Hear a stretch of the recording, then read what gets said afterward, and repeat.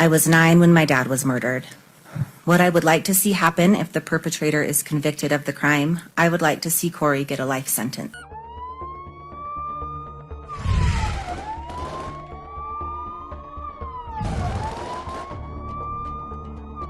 In a courtroom in Park City, Utah, a woman in a lime green jail uniform stands at a podium.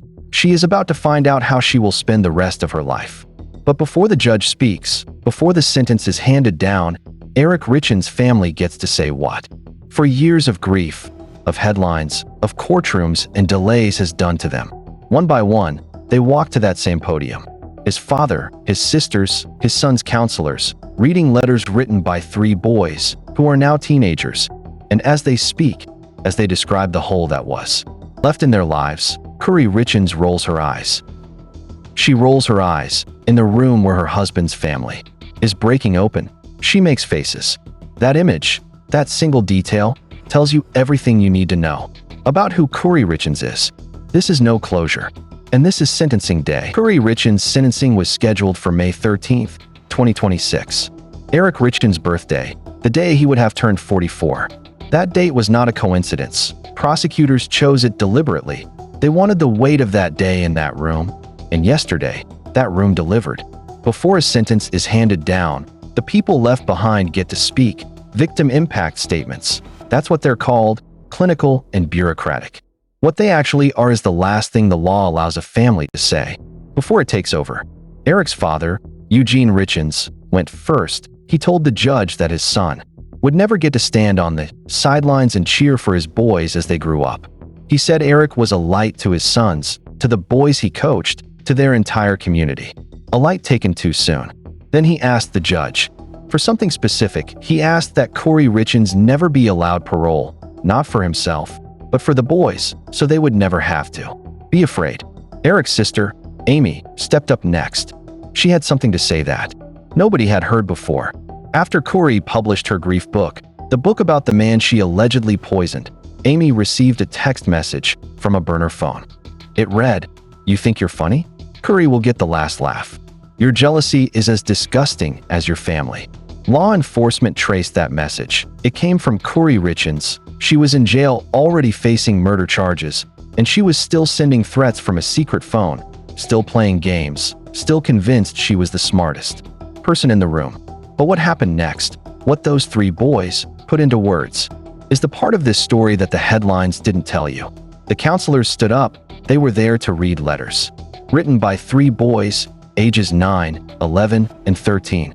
Boys who lost their father when they were 5, 7, and 9 years old. Boys who have grown up. Inside this case, boys who, as you'll hear, have not been protected from any of it. The youngest said, "I want her to go to prison forever." The middle son, now 11, said he has had to act as a parent to his little brother because his mother never watched over them. He said she threatened to kill their animals. He said she showed them videos of starving children in war zones when they refused to eat undercooked food. And then he said this, "You took away my dad for no reason other than greed. You only cared about yourself and your stupid boyfriends." The oldest son, 13 years old, he goes to school wearing his father's clothes. He said he thinks Kouri should get a life sentence because what she did, in his words, had no reason to happen. These are not adults processing trauma in therapy. These are children who were asked to put their fear into words and send those words into a courtroom where their mother sat 10 feet away, rolling her eyes. Here's the moment that reframes everything. Kouri Richins did not testify at her trial. She said nothing. She sat. She was still. She let her lawyers fight. But at sentencing, for the first time since her arrest, she spoke. She stood at that podium in her lime green jail uniform, and she addressed her sons. "My sweet baby boys," she began. She told them she knows they don't want to speak to her right now. She told them it was okay if they thought they hated her.